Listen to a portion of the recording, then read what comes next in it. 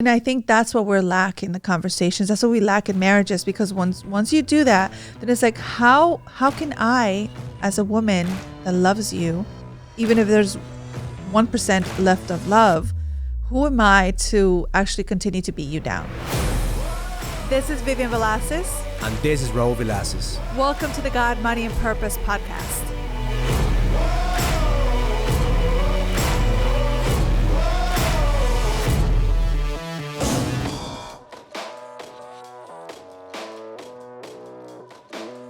Welcome to the God, Money, and Purpose podcast. This is the first episode of 2021. And we have my amazing co-host here with me. So excited to be here with you, my love. So today, first episode, 2021. If you're following us through Facebook or Instagram, just make sure that you comment and let us know where you're watching us from. If you're listening to this in the podcast, whether it's iTunes or Spotify, just make sure you subscribe, you give a comment, and let us know any questions that you have for this year. But we're starting this year with fire. We're going to talk about one of the biggest topics that come every single time that I talk to men, especially men who are in relationships, is how do I create emotional fitness in my marriage? And what is emotional fitness in marriages? Yeah, well, I don't really get that topic too much, but it's a great one. You know, like how, I guess, to have the discernment in your marriage. And if you are following us and you have been following us, just know that these are things that have worked for our marriage. Raul and I have been married 20 years plus. Is it 21? 21 years. 21 years. Right? You're the one counting. I only count when I have to do a party. If not, it doesn't really count for me. So it's waiting for the 25th. Yes, I am. That's where your big party is. Yes, I already seen the plans. I already know what you're up to. You know how. Yeah. Anyway, so 22 years and counting. And, these are things that we are doing on a daily basis. These are things that we have done in the past that have really worked for us.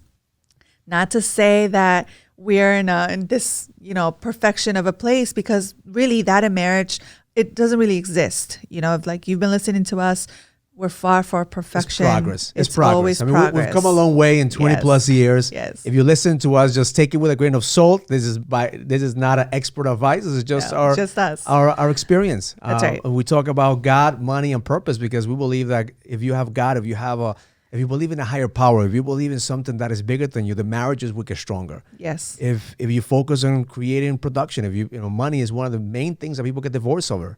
I mean, if people argue over money or they don't have money, that puts a lot of strain in relationships. So get your money right. It's money, make money, sex, make sure that you get your money right, especially in 2021. Talk about abundance, talk about like where you're going, start really speaking the truth about prosperity in 2021. I think 2020 gave us a wake-up call that every single one of us were vulnerable in a market. What's really important. So now in marriage, make sure you get your productions right. Women too. Don't spend, like I tell my wife all the time, like every dollar that you spend is dollar that we're not investing. I know, but let's not go there because that's another topic, especially now. But it's a great topic. Like women, focus on helping your man build a kingdom. And yes, but there are so many things that comes with money because, well, listen, we're talking about emotional fitness and emotional awareness. All right. When we got married at the beginning of our marriage, it was so easy. We were in our 20s, right? And I saw the pattern that my parents had when they were together, when they were married. And my father, every Friday, I remember clearly, he'll come home and he'll hand over the check to my mom. Yeah. And my mom will distribute, pay the rent, buy groceries, everything else. So she was the one who managed the money. So when I got married, an amazing woman. I thought, okay, so I went through the same conditioning. I said, here, honey, here's the check, No, but all of a sudden, there was no money in the bank account because we were spending all the money. Listen, as a disclaimer, listen, the beliefs that we have about money, like we don't catch those things, right? Yeah. So it's like that we live on to whatever until you, like, if you go into marriage, if you go into a relationship, what do you tell your kids? So my background with my mom and my dad, it wasn't the same thing as yours. So it's not that, the money was gone, but it was like, I did not know how to distribute it, I guess, correctly. Yeah, because my mom is amazing. So shout out to my mom. She's amazing with money. I mean, she takes $10 and she distributes it and makes it, last, but. And that's a great thing. That's something that, especially nowadays, like, especially with my kids and now with myself, like what I see, it's like we need to have more education and to catch like, what's our money story? What have we been telling ourselves? And for me was a big thing is like, this is just now. Can you imagine? Like, that's what I always say, like 20 years down the road, like we're just getting this emotional awareness of emotional fitness of like, but it goes through where does it need to go? Where does it need to go? Because I remember I worked my ass off. You were a hardworking woman too. Like you worked your ass off. Yeah. But then because you were in charge of managing the money, like the first years of our marriage, there was the money. We're like, fuck, like, where's the money going? Like I'm making money. I'm giving it to you. I remember giving you like some big checks and you were like, it was like, it's gone. It was like water, right? Until I started realizing, okay, if I need to be in charge of building the kingdom. So I need to be in, so I said, okay, here's X amount of money I'm going to give you, and that's it. Like I'm going to take charge of that. But as a man, we are conditioned sometimes just to make money.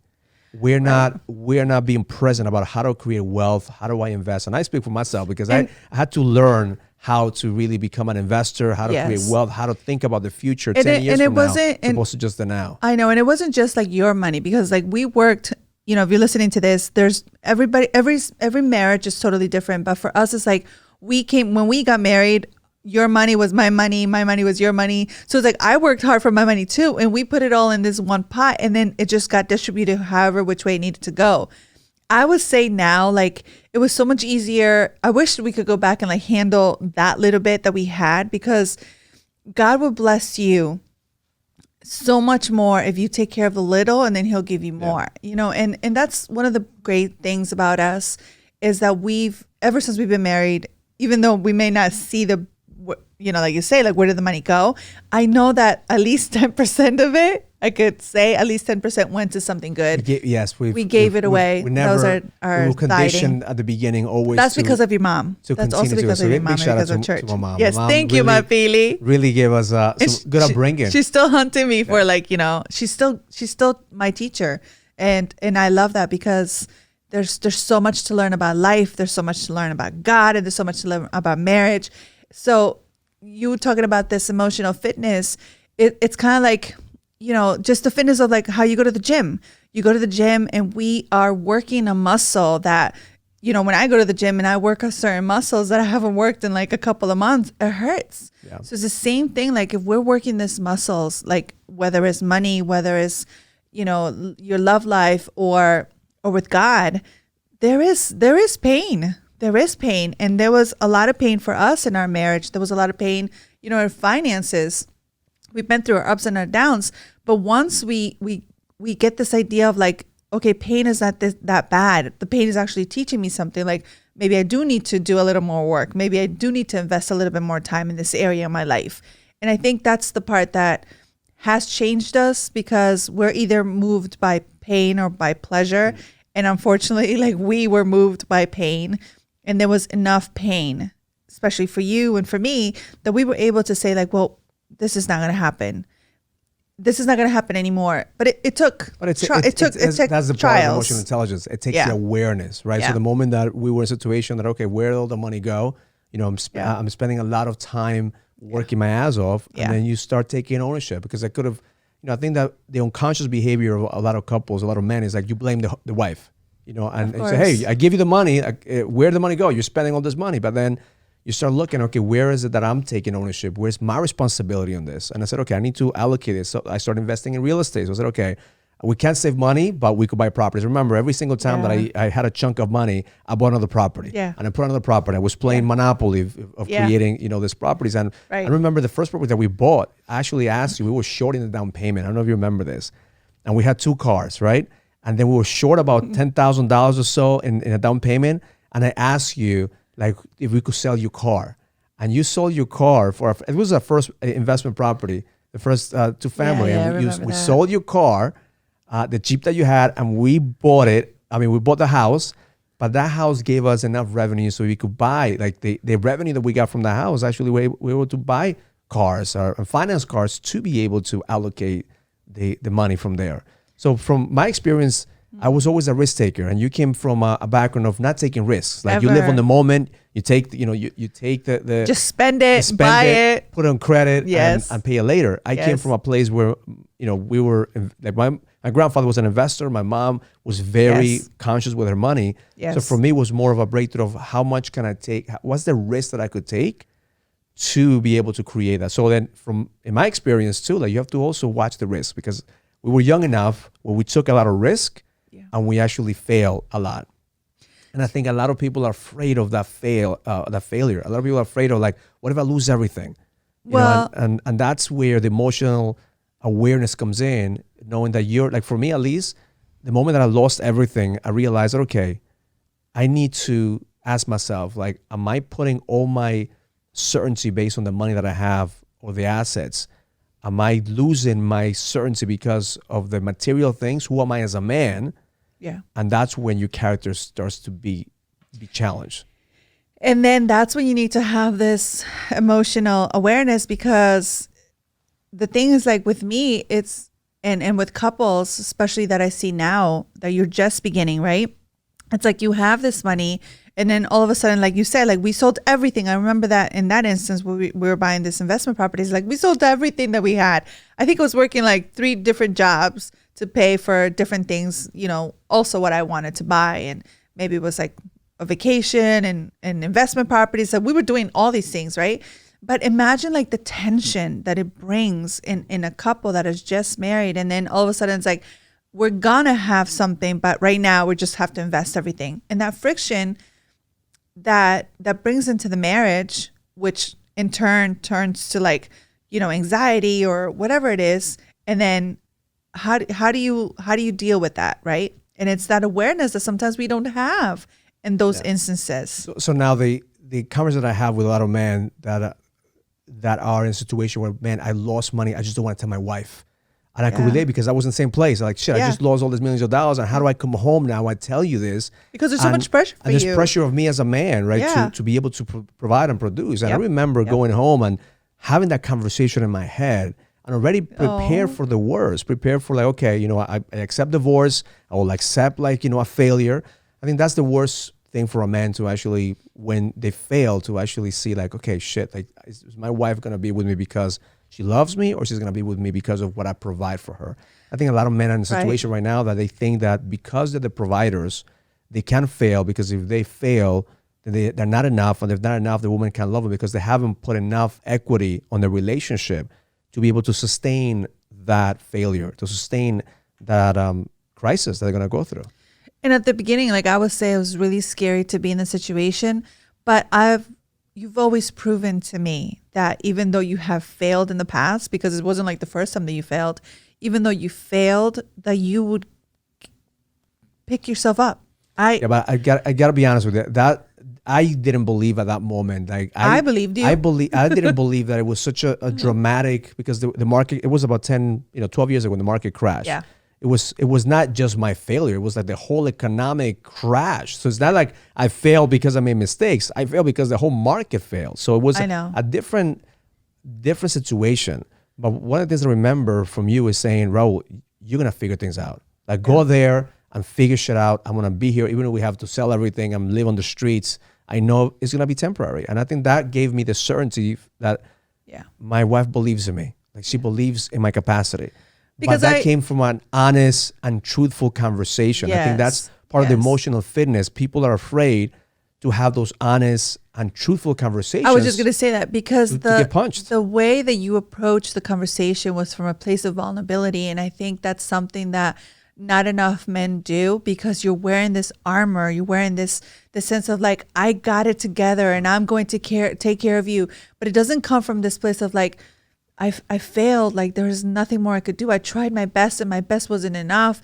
And then as women, like for us to really get into our feminine and have, the feminine is so strong. I feel like sometimes women, at least my coaching clients, like we think of it like in a sense of weakness, but I believe the feminine is so strong and so powerful and yet so comforting and just so grounding, right? So it's like when you came to me and we had the conversation, it was from a place of vulnerability. There was there was no more pounding you down. It was more like, okay, well, thank you for being honest. I believe, I don't believe in this country. I don't believe in, anybody else, but I believe in you and what you could do. And, that's in couples, that's what's needed, the belief in each other. Yeah. But the belief in each other means also holding people accountable, right? So you showed up. So that moment, like I knew that shit, I need to show up. Yeah. I need to make this right because I have kids. I have my wife. We didn't have kids. We didn't have kids. We had Alejandro. He was like 2 years old. We didn't have Abigail. We had Alejandro. So I knew that was a lot of leverage too for me. Because I had, so it wasn't like. So maybe it was the first time we had a conversation too, because we had those conversations. So, we have multiple conversations. That was the first of the real conversation. Okay, because it was more than once. So emotional intelligence is knowing what to do, right? Emotional fitness is actually doing it. Yes. Because a lot of people fail on. Okay, I'm intelligent enough to know I have to have this real conversation with my wife. A real conversation with my employees, my customers, but I'm afraid to do it. Right. So the emotional intelligence is that awareness that we know what we need to do. And the emotional fitness is actually taking the action to do what needs to get done. Just like in fitness, what happens with the action is you get feedback. Because I know a lot of men that I talked to say, Raul, I wasn't lucky enough. My wife didn't believe in me. And she divorced me, or she just, left me. But that's also feedback. So in that point is, okay, that's where the fitness come in. The fitness comes in with the feedback and the resistance. Yes. Because if that would have happened, I believe that I would have figured shit out regardless. Like now at this point, looking back, is like, yes, I needed you to believe in me to do it. But if you didn't, I probably would have still done it because I'm like, I'm going to prove. If you would have said like, Raul, I'm leaving my mom, like I'm going to move into her house. Yeah. I probably would have said, fuck, I'm going to show you. So either way, I know that I was going to end up. It just happened that it happened this way, and we are together because maybe we would not be together. We would have left. I probably would have, done it, and we would not have been together because I would have had some kind of grudge against you that you didn't stick by me. Yes, but I would say, like, as a disclaimer, like if you're listening to this, and most of the relationships, most of the times that I could picture our conversations has been life-changing only because we were vulnerable. And by vulnerable is saying like you're naked with your feelings, with who you are, with what you're feeling. And I think a lot of the times, and this is for men, I'll speak to men because I've seen you, it's like you had the courage enough to speak the truth, not sugarcoating it and not making it look beautiful or making it sound like I needed to hear, but actually being honest enough. And that takes so much courage, especially now for men nowadays, to have the courage to speak their truth and not thinking like, well, okay, what if the worst happens, but I need to speak my truth?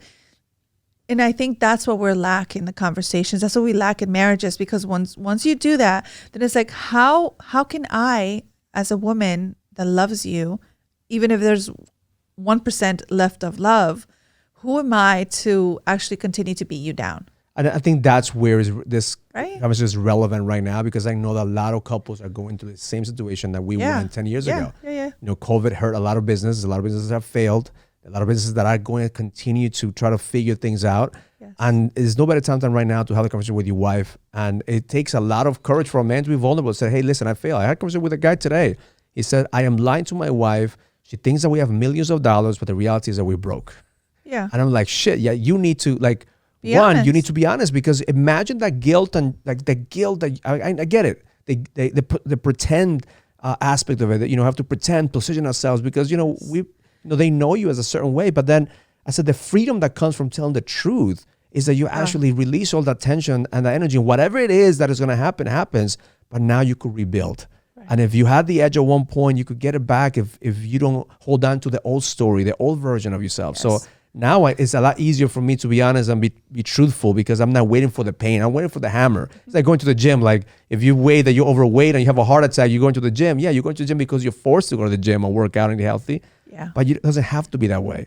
So emotional fitness is really going in there, having those real conversations with your wife, real conversations with the people around you, and get the feedback. It doesn't mean that it's going to go your way. I mean, I'm lucky enough that I went this way. Yes. But for many men, their wives leave them, and they, and rightfully so too. There's some women that need to, own themselves. You know what? You need to figure shit out, and you need to go on your own and he'll come back stronger. So not every man is made with the same type of character that they're gonna say, okay, you believe in me, I'm gonna go there and do it. Some men say, well, you believe in me, well, you kind of, they play down and they lower their standards because now they have an excuse that, well, you're supposed to believe in me until I make it. Yeah. No, if you're not getting the results, change the approach.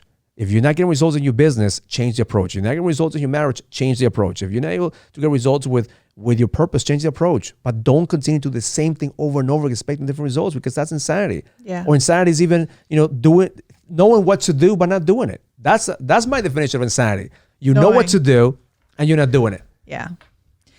So I would also add to that, like, the sense of awareness. When we get this sense of awareness as to like where we are in life, it's honoring where you are in life at that moment, because awareness comes to us a little bit at a time, and I don't know, so then how do we create awareness, right? Like, for couples that are going through these challenges, how do we create awareness?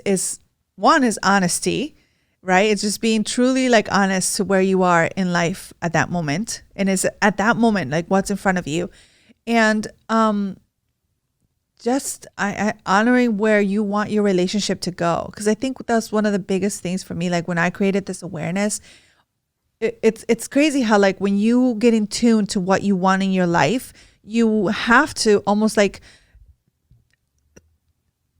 change the frequency and just hold on to that, whatever that frequency is for you, like, stay focused on that, right? So it's like, if that's what you want in your life, if you want more abundance in your marriage, more abundance in money, like, stay in tune to that. Change the way that you view your problem. What I mean is, if people are viewing their relationship as she's always doing this to me, he's always doing this to me, that you're viewing it from a victim mentality. Yeah. If you're viewing it from like, I love this person, how can we become better? What can I do to put my part? So I'll tell you a quick story. I'm coaching a guy for the past 3 years, and this guy's a badass. I mean, this guy went from a $35 million company, the market crashed, he lost everything. We were working with him to get his situation back. It was not even lost everything. He went from owning a $35 million company to being in debt, like tens of millions of dollars. So it's even worse than losing everything. Now you have to pay back. So now he's back on par. So last year he was back. He paid already all the money that he owed. Now he's rebuilding. But I asked him, I said, what drains your energy? Like, whenever you're going, what drains your energy? What prevents you from going 100 miles an hour? And he goes, my wife, sometimes, she doesn't get, what I do. She thinks that, like, I'm just working. So we started working that relationship. And then it's probably the third year now.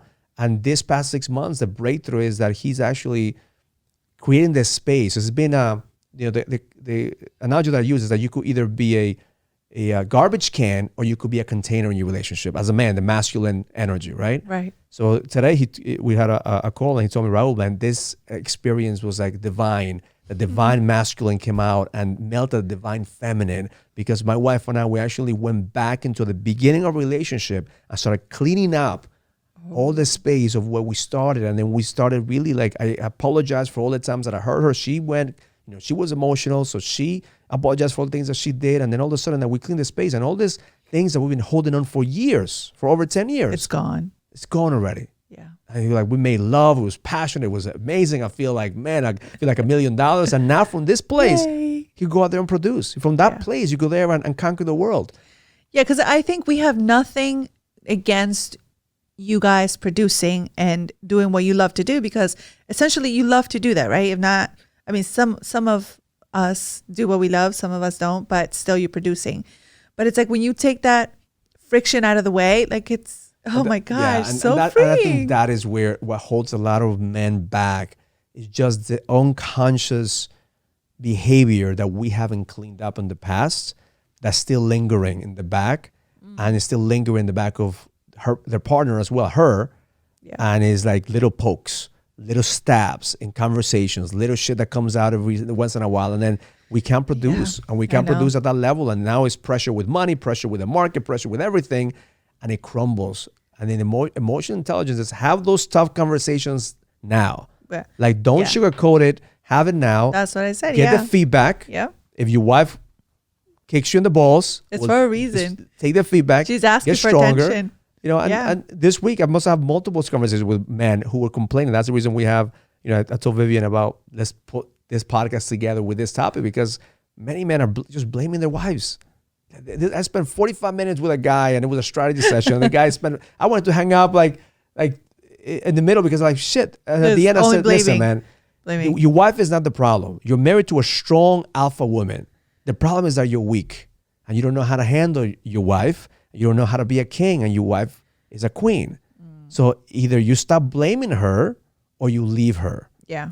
Because if you love her, you level up, you get stronger so you could actually connect with her on a deeper level and both of you could do some epic shit. Yeah. Or if she's too much because she's draining your energy, we'll just leave her and then move on and find somebody that you actually will connect with. So I don't know what book it was, but one of your books, and you have so many great books. And from time to time, I pick up a book when I'm, you know, waiting for you or something. And there was something along the lines that said like, I don't know if it was like a superior man, when he's in a relationship, takes ownership and responsibility for whatever is in front of you.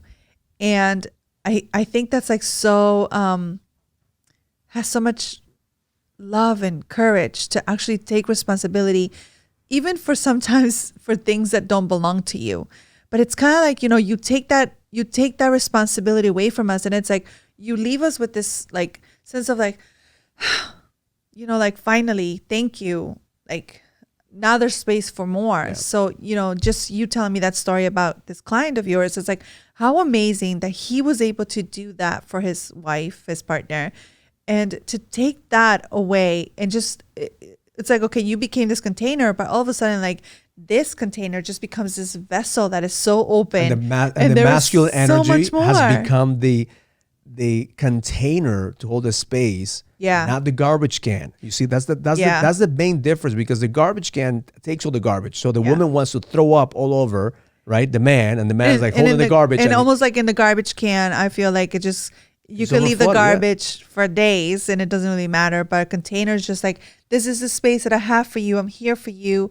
Like, I'm here to crack you open. It doesn't matter what. And that's what happens. Do what you got to do. The feminine energy expands. Expands. Explodes. Realize that, okay, shit, all the things that I've been holding on to really. You just need to, you need to make space for it. And it's so beautiful, like the picture that you said. And I think even like Alison Armstrong says something like this, like, once you create the space for, I think she said it, like she didn't want to say it, but she was saying along the lines, like once the garbage comes out of the woman, there's space for something else. And I think she kind of meant sexually, because it's like, okay, now I'm ready to take you on, because like I find you sexy and attractive. And that's the polarity. That's the passion that even in the anger and the rage, like it's gone, but it's still lingering. So let's use that to actually show each other love, show the passion, show like, rare, like this is me, like all of it. And that's what you were able to take it. Need, and need polarity, they need the friction. They, you know, we understand, and I speak from my experience that at the beginning I wanted you to be just like me.